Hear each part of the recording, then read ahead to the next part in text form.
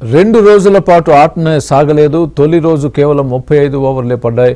ఇలాంటి పరిస్థితుల్లో మ్యాచ్ ఫలితం ఊహించడం కష్టమే. కానీ భారత్ అసాధ్యాన్ని సుసాధ్యం చేసింది.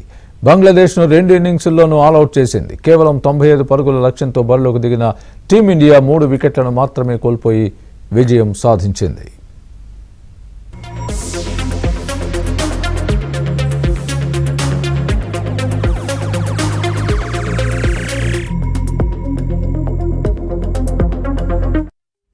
ఓపెనర్ కెప్టెన్ రోహిత్ శర్మ, గిల్ విఫలమైనప్పటికీ యశస్వి జైస్వాల్, విరాట్ కోహ్లీ రాణించారు. ఈ క్రమంలో మరో హాఫ్ సెంచరీని యశస్వి తన ఖాతాలో వేసుకున్నాడు. మరో 3 పరుగుల అవసరమవగా యశస్వి జైస్వాల్ భారీ షాట్కు ఎత్తించి పెవిలియన్కు చేరాడు. ఆ తర్వాత రిషబ్ పంత్తో కలిసి కోహ్లీ మరో వికెట్ పడనీయకుండా జట్టును విజయ తీరాలకు చేర్చారు.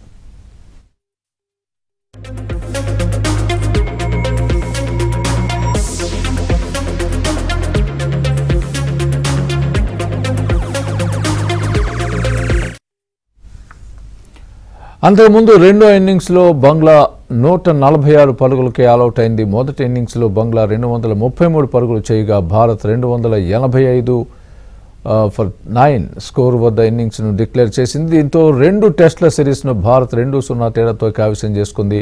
స్వదేశంలో వరుసగా 18వ సిరీస్ను భారత్ గెలిచినట్లయింది. Yashasvi Jaiswal player of the మ్యాచ్గా నిలవగా Ravichandran Ashwin player of the series అవార్డును అందుకున్నారు.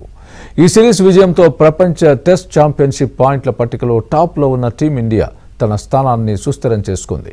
రాబోయే 8 టెస్టుల్లో మరో 3 గెలిచిన భారత్ టాప్ 2లో ఉండి ఫైనల్కు చేరడం ఖాయం.